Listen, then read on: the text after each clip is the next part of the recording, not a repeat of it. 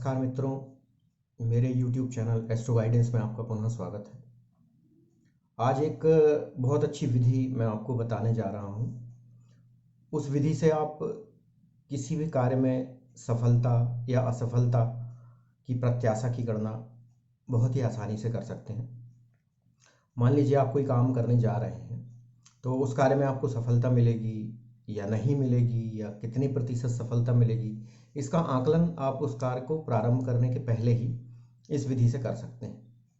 मान लीजिए आपके पास कोई प्रश्नकर्ता आता है और आपसे पूछता है कि मैं ये काम करने जा रहा हूँ, तो इसमें मुझे सफलता मिलेगी कि नहीं मिलेगी। तो इस कूर्म विधि से आप बहुत आसानी से और बहुत सटीकता से उसको यह बता सकते हैं कि यह कार्य करने में आपको सफलता मिलेगी या नहीं मिलेगी। तो यदि आपके प्रश्न का उत्तर ऋणात्मक आता है, मतलब आपको सफलता मान लो नहीं मिल रही है, तो आप उस कार्य को उस समय प्रारंभ मत कीजिए, किसी और समय बाद में उसको प्रारंभ कीजिए, जिससे कि आपकी सफलता की प्रोबेबिलिटी बढ़ जाए, इंक्रीज हो जाए। तो इस विधि का नाम है कूर्म विधि। कूर्म का मतलब होता है कछुआ। इसको कछुआ कहते हैं, कच्छप बोलते हैं, कूर्म बोलते हैं। तो इसका नाम कूर्म विधि इसलिए है कि हम एक कछुए की आकृति बनाएंगे और उस कछुए की आकृति के ऊपर 27 नक्षत्रों को अलग अलग अंगों पर लिखेंगे। तो कछुए की एक आकृति बनाई जाती है, उसमें सबसे पहले प्रच्छक या जो प्रश्न करता है उसका नाम पूछ लिया जाता है कि आपका नाम क्या है। मान लीजिए प्रश्नकर्ता का नाम राम है, तो आप रा से प्रारंभ होने वाले नाम या राम नाम में जो नक्षत्र आएगा वो नक्षत्र आप पता कर लीजिए। जैसे कि चित्रा नक्षत्र आता है राम नाम में, तुला राशि होती है। तो चित्रा नक्षत्र से प्रारंभ करके और उस कछुए के अलग अलग अंगों पर हम विभिन्न नक्षत्रों को बैठाएंगे, लिखेंगे, और उसके बाद फिर हम कार्य की सफलता और असफलता का आकलन करेंगे। वो पूरी विधि मैं आपको बता रहा हूँ, तो ध्यान से देखिए आगे की उसमें मैं आपको बता रहा हूँ कि किस तरीके से हमें कछुए की आकृति बनानी है और उस पर नक्षत्रों को विराजमान करना है। मित्रों, आप यहाँ पर देख सकते हैं कि मैंने एक कछुए की आकृति बनाई हुई है। ये कछुआ है, ये उसकी इस तरीके से मैंने एक सरल सी आकृति बनाई हुई है। तो उसमें मुख्य रूप से जो अंग हमें दर्शाने हैं वो इस प्रकार है कि ये कछुए की पीठ है, ऊपर वाला भाग ये पीठ हो गई कछुए की, ये कछुए का पेट हो गया, ये कछुए के आगे वाला पैर हो गया, ये कछुए का पीछे वाला पैर हो गया, ये कछुए की पूँछ है, और ये कछुए की आँख है यहाँ पर, ये कछुए की नाक है, ये कछुए का मुंह है। ये इतने अंग हमें विशेष रूप से बनाने थे। ये देखिए मैंने इनका क्रम भी बताया हुआ है।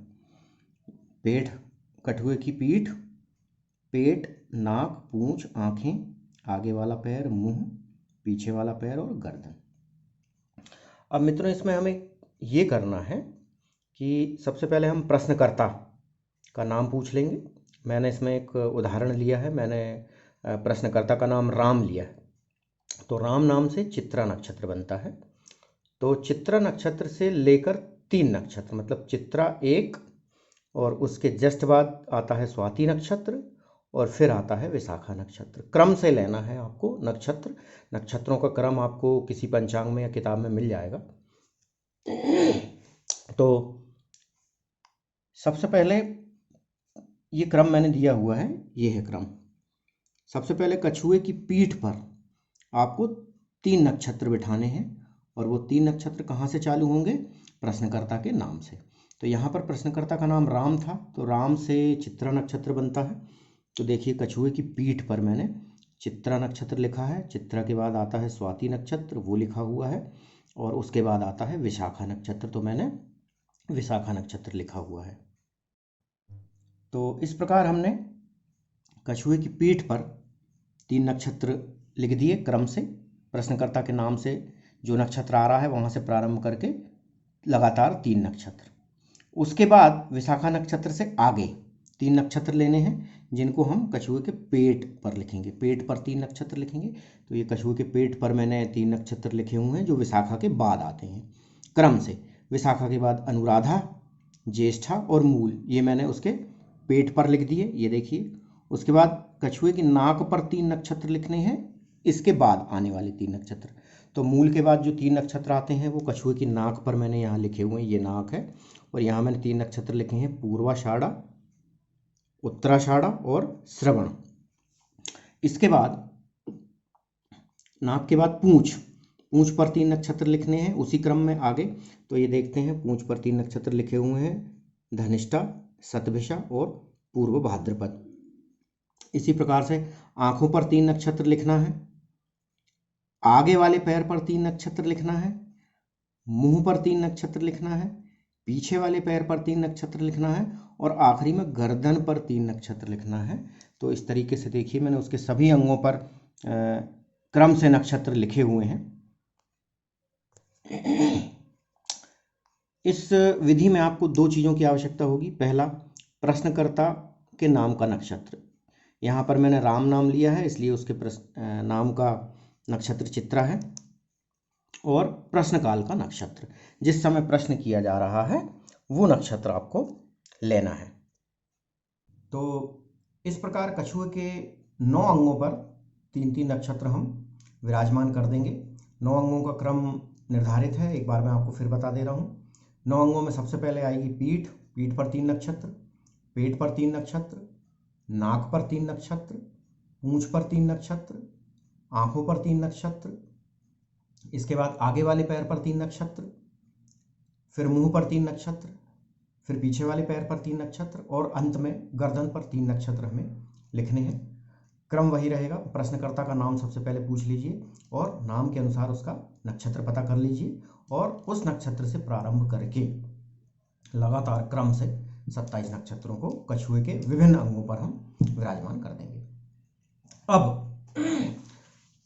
प्रश्नकर्ता आपसे जिस समय प्रश्न कर रहा है उस समय कौन सा नक्षत्र चल रहा है, मतलब उस समय चंद्रमा किस नक्षत्र पर है, या सरल सी भाषा में यह है कि उस जिस टाइम पर प्रश्नकर्ता आपसे प्रश्न कर रहा है उस समय कौन सा नक्षत्र चल रहा है, ये पता कर लीजिए आप। ये आप पंचांग से पता कर सकते हैं, कैलेंडर से पता कर सकते हैं। और वो जो नक्षत्र प्रश्नकाल के समय का जो नक्षत्र है वो कछुए के किस अंग पर पड़ रहा है, उस अंग के अनुसार प्रश्नकर्ता के प्रश्न का उत्तर आपको देना है। जैसे कि प्रश्नकर्ता का नक्षत्र यहाँ पर था चित्रा, ठीक है। चित्रा से हमने प्रारंभ किया था, उसकी पीठ से रखते हुए आगे तक हम गर्दन तक गए थे और वहाँ तक हमने सारे 27 नक्षत्रों को बैठा दिया था। मान लीजिए उदाहरण के तौर पर कि जो वर्तमान में नक्षत्र है, मतलब जो प्रश्नकर्ता जिस समय प्रश्न कर रहा है उस समय मान लीजिए कि स्वाति नक्षत्र पड़ रहा है। तो जो स्वाति नक्षत्र है हम उस आकृति में, कछुए की आकृति में हम ये देख लेंगे कि जो स्वाति नक्षत्र वो कछुए के किस अंग पर पड़ रहा है। तो मान लीजिए स्वाति नक्षत्र जो है हमारे इसमें कछुए वाले चित्र में कछुए की पीठ पर ही पड़ रहा है। हमने क्रम से लिखे थे, तो स्वाति नक्षत्र जो है वो उसकी पीठ पर पड़ रहा है। तो अब मैं आपको प्रश्नों के उत्तर किस तरीके से देना है वो बता रहा हूँ, वो आप थोड़ा ध्यान से सुने। मान लीजिए प्रश्नकाल में यदि नक्षत्र कछुए की नाक में पड़ता है, नाक पे 3 नक्षत्र लिखे हैं हमने, तो कछुए की नाक पे पड़ता है तो इसमें कार्य होने की पूरी संभावना होती है। हम ये कह सकते हैं कि इसका उत्तर धनात्मक है, आपका कार्य निश्चित रूप से होगा, उसकी मैक्सिमम प्रोबेबिलिटी है, कार्य होने की संभावना है। अब यदि नक्षत्र नेत्र पर पड़े या आंखों पर पड़े, कछुए की आंखों पर मान लो नक्षत्र पड़ रहा है, प्रश्नकाल का नक्षत्र, तो जो काम है वो टुकड़ों टुकड़ों में होगा, आपका रुक रुक कर काम होगा। इसका मतलब ये फल जो है वो आधा धनात्मक है, अर्ध धनात्मक फल कह सकते हैं। काम तो होगा लेकिन टुकड़े टुकड़े में होगा, रुक रुक कर होगा, काम में रुकावट आएगी, ऐसा हम प्रश्नकर्ता को बता सकते हैं। यदि नक्षत्र पेट पर, पूंछ पर या गर्दन पर पड़े, पेट पर, पूंछ पर या गर्दन पर पड़े, तो इसका मतलब ये है कि कार्य सिद्ध नहीं होगा। ये एक ऋणात्मक परिणाम है, इसमें कार्य सिद्ध नहीं होता। आप प्रश्नकर्ता से कह सकते हैं कि ये काम आप अभी मत कीजिए, ये काम आपका फलीभूत नहीं होगा। इसके बाद यदि वर्तमान नक्षत्र या प्रश्नकाल का जो नक्षत्र है वो यदि आगे वाले पैर पर पड़े, कछुए के आगे वाले पैर पर यदि वो नक्षत्र आता है, तो इसका ये मतलब है कि कार्य के शीघ्र होने की संभावना है। मतलब जो कार्य आपका है वो शीघ्र होगा, यदि अटका हुआ कार्य है तो जल्दी होगा। इस स्थिति में भी इसको हम धनात्मक कह सकते हैं। वास्तव में ये अत्यंत धनात्मक परिणाम है। मतलब आप ये कह सकते हैं कि आपका काम निश्चित रूप से 100% होगा ही। इसके बाद यदि नक्षत्र मुंह पर पड़े या पिछले वाले पैर पर पड़े, नक्षत्र कछुए के मुंह वाले क्षेत्र पर आए या पिछले वाले पैर पर यदि नक्षत्र आता है, तो आप ये कह सकते हैं कि कार्य होने में संदेह है। मतलब कार्य आसानी से नहीं होगा, उसके लिए आपको बहुत एफर्ट लगाना पड़ेगी। कोई उपाय आप उसको बता सकते हैं, किसी मंत्र का जाप बता सकते हैं, या और भी कोई ज्योतिषी उपाय बता सकते हैं जिससे कि उसका कार्य थोड़ा सा सरल हो जाए। लेकिन इस स्थिति में कार्य होना थोड़ा सा संदिग्ध होता है, इसमें आसानी से कार्य नहीं होता है।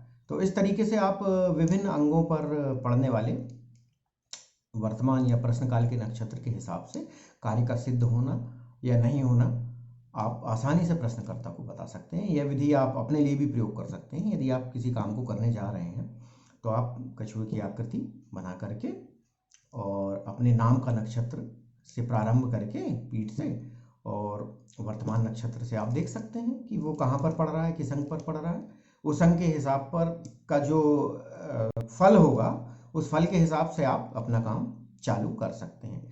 यदि मान लीजिए ऋणात्मक परिणाम आ रहा है वर्तमान नक्षत्र के हिसाब से, तो आप थोड़ा सा वेट कर लीजिए, रुक जाइए, बाद में कर लीजिए उस काम को, और इस हिसाब से आप उस काम को करने का एक अच्छा मुहूर्त भी निकाल सकते हैं।